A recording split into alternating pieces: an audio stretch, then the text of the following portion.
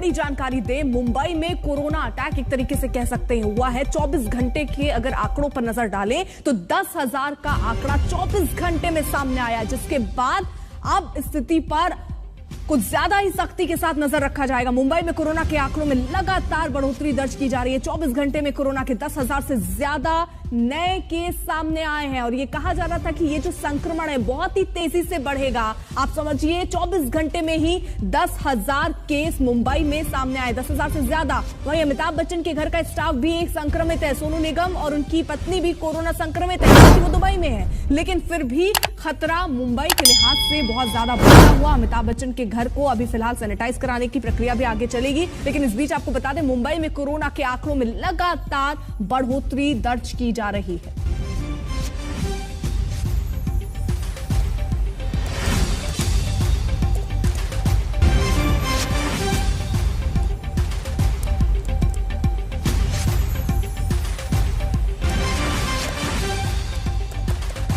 साहिल जोशी हमारे साथ, हमारे सहयोगी जुड़ चुके हैं। साहिल, ये अपने आप में बहुत चौंकाने वाला आंकड़ा, 24 घंटे में स्थिति तो इतनी ज्यादा बढ़ जाएगी। क्या अनुमान इसका लगाया गया था? क्या उस हिसाब से तैयारी हुई थी? 10,000 केस मुंबई में 24 घंटे में नए।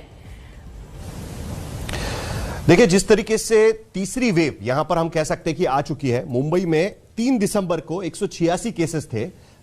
तब मुंबई का डबलिंग रेट 1%, खास करके हम देख सकते हैं कि टेस्ट पॉजिटिविटी रेट था। लास्ट वीक ऑफ दिसंबर, मतलब अगर 25 तारीख की बात करें, 25 दिसंबर की, तो 757 केसेस मुंबई में आ गए थे। और जनवरी के पहले हफ्ते में हम देख रहे हैं कि 10,860 केसेस, यानी जो टेस्ट पॉजिटिविटी रेट है वो भी 20% तक जाकर पहुंच गया है।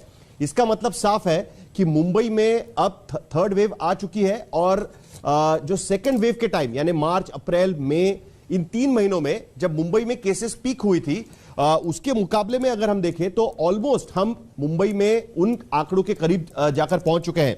यानी अप्रैल महीने में 2021 में, अप्रैल 2021 में जब दूसरी वेव चल रही थी पूरे देश में, मुंबई में 11,206 केसेस का पीक था। यानी सबसे ज्यादा केसेस जिस दिन अप्रैल के महीने में आई थी, 11,000 केसेस थी। और आज की तारीख में तीसरी वेव अभी अभी शुरू हुई है और 10,000 के पास हम लोग जाकर पहुंच चुके हैं। इस पूरे मामले पर मुंबई किस तरीके से तैयारी चल रही है, मुंबई में किस तरीके से इस तीसरी वेव से निपटने के लिए क्या और स्ट्रिक्ट मेजर्स लगाए जाएंगे, हमारे साथ है मुंबई महानगर पालिका यानी बीएमसी के कमिश्नर इकबाल सिंह चहल। चहल साहब, दूसरी वेव के समय पे हमने आपसे बात की थी, तब सबसे बड़ा संकट मुंबई के सामने था ऑक्सीजन की सप्लाई का। आज की स्थिति में अभी जो आंकड़े हम देख रहे हैं वो कि मुंबई में सेकेंड वेव के समय पे जब हम पीक पर पहुंचे थे तब 11,206 केसेस थी पीक में, अप्रैल महीने में। आज तीसरी वेव शुरू हुई है और 10,860 केसेस पर डे हम लोग पहुंच चुके हैं। क्या स्थिति है मुंबई में? क्या हम लोग पीक की तरफ बढ़ रहे हैं या पीक इससे भी ज्यादा होगा? साहिल, नमस्कार। सबसे पहले धन्यवाद, आपने मुझे मौका दिया आज हमारी बात रखने के लिए। देखिए, पूरे अगस्त, सितंबर, अक्टूबर, नवंबर और दिसंबर, इसके दरमियान हमारी जो पॉजिटिविटी थी मुंबई की वो 1% से कम पे आ गई थी। और 21 दिसंबर को हमारे पास सिर्फ 2,000 एक्टिव केसेस थे। और 21 दिसंबर 2021 से लगातार आज 16वां दिन है, डे 16 है कि लगातार पॉजिटिविटी बढ़ रही है। और पॉजिटिविटी हमारी 1% से जो क्रॉस हुई 21 दिसंबर को, आज वो 22.4% पे है। और जो एक्टिव केसेस है मुंबई में वो 2,000 से भी 47,000 पे हो गए हैं, मतलब कि 45,000 केस नए आए हैं। परंतु ये यहाँ पे मैं स्पष्ट करना चाहता हूं कि अगर 45,000 केसेस आए हैं हमारे पिछले 15 दिनों में, तो इस 15 दिनों में मुंबई में सिर्फ 15 डेथ्स हुई हैं 15 दिनों में, 45,000 केसेस आने के बाद। और एवरेज हमारी 1 डेथ पर डे का एवरेज आया है पिछले 15 दिन का। दूसरा, जो हमारे पास केसेस आ रहे हैं उसमें से 90 से 91% एवरेज केसेस हमारे असिम्टोमेटिक आते हैं, जिनको कोई मेडिकेशन की, हॉस्पिटलाइजेशन की, कोई ऑक्सीजन की जरूरत नहीं पड़ती। और उसके अलावा जो बाकी जो 9 से 10% केस आ रहे हैं उसमें से आधे केसेस हॉस्पिटल पहुंच रहे हैं। एक उदाहरण के लिए, परसों हमारे पास 8,000 केसेस आए और कल हमारे पास 10,800 60 केसेस आए। जो 60 परसों केसेस हमारे पास 8000 केसेस आए, उसमें 570 लोगों ने हॉस्पिटल में एडमिशन लिया, और कल जो 10,800 केसेस आए उसमें से फिर सिर्फ 560 लोगों ने हॉस्पिटल में एडमिशन लिया। केसेस 8 से ऑलमोस्ट 11,000 हो गए, परंतु हॉस्पिटलाइजेशन 500 के करीब ही रहा। इसका मतलब ये है कि ये जो सवाल माइक्रोन का वेव है, इसमें हॉस्पिटलाइजेशन और ऑक्सीजन रिक्वायरमेंट बहुत कम है। नहीं, लेकिन चहल साहब, जिस तरीके से हॉस्पिटलाइजेशन के आंकड़े अब बीएमसी दे रही है उस पर अगर हम नजर डालें तो आज 14% तक हॉस्पिटलाइजेशन पहुंच चुका है। यानी बेड ऑक्यूपेंसी की अगर हम बात करें, हॉस्पिटलाइजेशन की नहीं, बेड ऑक्यूपेंसी की बात करें तो धीरे धीरे बेड ऑक्यूपेंसी भी बढ़ती जा रही है। ये पहली बात हो गई। दूसरी बात आपने कही कि टेस्ट पॉजिटिविटी रेट 22% तक पहुंच चुका है, यानी अगर 100 टेस्ट किए जा रहे हैं तो 22 लोग उसमें से पॉजिटिव निकल रहे हैं। ये काफी हाई नंबर हम कह सकते हैं। ऐसी स्थिति में पिछली बार हमने देखा था कि 10% के ऊपर जाने के बाद लॉकडाउन लग जाता था। इस बार 22% जाने के बाद भी अभी तक पूरी लॉकडाउन की स्थिति नहीं है। मुंबई में नाइट कर्फ्यू है, दिल्ली जैसे शहर में शनिवार रविवार को कर्फ्यू लगा दिया गया है। क्या मुंबई एडमिनिस्ट्रेशन भी इस तर्ज पर सोच रही है? क्या मुंबई के पब्लिक ट्रांसपोर्ट पर एक बार फिर कर्ब्स लगाए जाएंगे, बंद किए जाएंगे, जिस तरीके से लोकल ट्रेन हो, बीएसटी बसेस हो या बाकी पब्लिक ट्रांसपोर्ट हो? साहिल, जो दूसरी वेव आई थी मुंबई में फरवरी और मई 2021 के दरमियान, और ये जो वेव है इसमें बहुत बड़ा एक फर्क है। पिछली बार जो वेव आई थी हमारे पास करीबन 20 से 22% लोग सिम्टोमेटिक आते थे, जिनको इमीडिएटली हॉस्पिटलाइजेशन की जरूरत पड़ती थी, और कुछ लोग सीधे आईसीयू में और सीधे ऑक्सीजन बेड पर जाते थे। नंबर 1। नंबर 2, जो 78 से 80% लोग असिम्टोमेटिक आते थे, उसमें भी सेकंड, थर्ड, फोर्थ डे को और 10 से 15% लोग सिम्टोमेटिक हो जाते थे, और वो भी हॉस्पिटल पहुंच जाते थे तीसरे चौथे दिन। मतलब वहां की हॉस्पिटलाइजेशन ऑलमोस्ट 30%, 35% था। परंतु इस वे में हॉस्पिटलाइजेशन 5 से 6% है। और आज जो आप 14% बता रहे हैं, वो बात सही है, या हमारे 14% बेड्स भरे हुए हैं, परंतु जब वेव शुरू होने से पहले ही हमारे 4 से 5% बेड्स ऑक्युपाइड थे।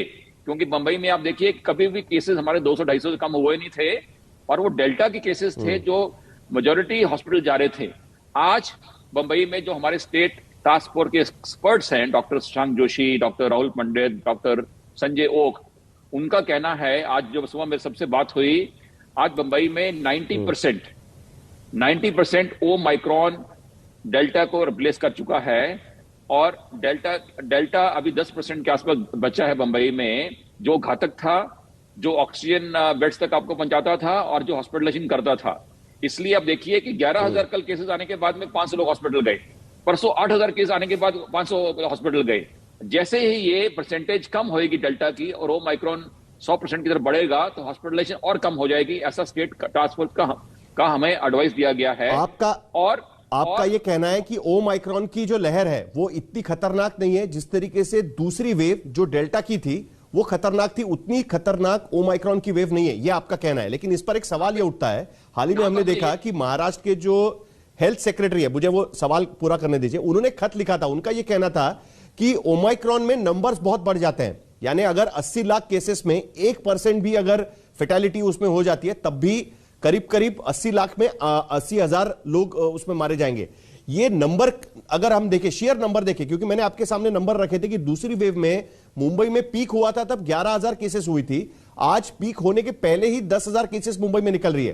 तो अगर सिर्फ नंबर पे भी हम लोग ध्यान दें, तो क्या आपको लगता है कि खतरनाक नहीं होने के बावजूद भी लॉकडाउन की स्थिति मुंबई में हो पाएगी क्या? साहिल, ये खतरनाक शब्द थोड़ा सा गलत हो रहा है। क्या है कि मैं जरा स्पष्ट करना चाहता हूं कि हालांकि पैनिक सिचुएशन नहीं है, परंतु हमें बड़ा ही विजिलेंट रहना है, हमें बहुत ही कॉशियस रहना है, और हमें अपना गार्ड लोअर नहीं करना। इसमें भी इश्यू निर्माण हो सकता है। आप देखिए, अगर आप इंग्लैंड और यूएसए की कंपैरिजन करें पिछले 15 दिनों की, तो आज यूएसए में जो डेथ रेट है वो इंग्लैंड का 10% हायर है, 10 गुना हायर है। आज यूएसए में डेथ रेट 1.0% है, इंग्लैंड में 0.1% है। ये 10 गुना यूएसए में डेथ रेट ज्यादा क्यों है? इसके 2 कारण हैं। पहला कारण यह है कि इंग्लैंड में बूस्टर्स भी लग चुके हैं और वैक्सीनेशन अच्छा हुआ है। यूएसए में अभी भी काफी लोग हैं जो अनवैक्सीनेटेड हैं। और इसी तरह से आप अगर बंबई की और रेस्ट ऑफ महाराष्ट्र की आप अगर कंपैरिजन करेंगे तो बंबई में वैक्सीनेशन बहुत हाई हुआ है। हमारा फर्स्ट जो डोज है वो 108% हुआ है फ्लोटिंग पॉपुलेशन को इंक्लूड करके, और सेकेंड डोज भी हमारा 90% पे ऑलरेडी पहुंचने वाला है। और अगर बाकी महाराष्ट्र की पोजीशन देखें, वहां पे वैक्सीनेशन इतना हाई नहीं है जितना बंबई में है। तो वो माइक्रोन का जो कहर है वो बंबई में कम इसलिए है कि हमारा वैक्सीनेशन बहुत हाई है, परंतु ये पिक्चर हर जगह वैक्सीनेशन परसेंट ज्यादा है, ये कहना मुश्किल है। इसलिए हम अपनी जगह पे सही है और व्यास सब अपनी जगह पे सही है। ठीक है, एक सवाल पूछना लाजमी है क्योंकि पिछली बार हमने देखा था कि मुंबई के आने वाले रास्ते जो है वो आपने एकदम स्ट्रिक्ट तरीके से बंद करके रखे हुए थे। आज भी हम देख रहे हैं कि जो इंटरनेशनल पैसेंजर्स आएंगे उनके लिए आरटीपीसीआर कंपलसरी किया हुआ है। आज की स्थिति में हम देख रहे हैं कि जो कॉर्डेलिया क्रूज आई हुई है उसमें आपने बोला हुआ है कि सारे के सारे पैसेंजर जो है उनको आपको उनका टेस्ट किया जाएगा। क्या वक्त आ गया है कि ये कर्व्स और बढ़ाने का? इंटरनेशनल पैसेंजर्स से हमारे पास ओमाइक्रॉन की लहर आई, इससे पहले भी जब भी कोविड की लहर आई थी मुंबई शहर सबसे पहले उससे अफेक्ट हुआ है क्योंकि इंटरनेशनल पैसेंजर्स मुंबई में काफी संख्या में आते हैं। क्या कॉर्डेलिया क्रूज जैसी चीजें हो या इंटरनेशनल फ्लाइट्स हो, उस पर ज्यादा ध्यान रखने की जरूरत आई है? आपको लगता है क्या उसके बारे में बीएमसी कुछ सोच रही है, क्या उस पर ज्यादा ध्यान दिया जाएगा इसके आगे? नहीं साहिल, हम जो केंद्र सरकार है, गवर्नमेंट ऑफ इंडिया है, उनकी जो गाइडलाइंस रहती है, जो डायरेक्शन रहते हैं, उनको हम स्ट्रिक्टली फॉलो करते हैं from the day one. First wave में भी, सेकंड वेव में भी, आज भी जो हमें गवर्नमेंट ऑफ इंडिया डायरेक्शंस आते हैं हम आंख बंद करके उसको पूरी तरह से उसका पालन करते हैं। और अभी भी गवर्नमेंट ऑफ इंडिया की डायरेक्शंस हैं कि जो रिस्क कंट्री से पैसेंजर्स आ रहे हैं, एक भी पैसेंजर बिना आरटीपीसीआर के उनको छोड़ना नहीं है। जब तक की रिपोर्ट नेगेटिव नहीं आती है वो एयरपोर्ट छोड़ नहीं सकता, और वो हम फॉलो कर रहे हैं।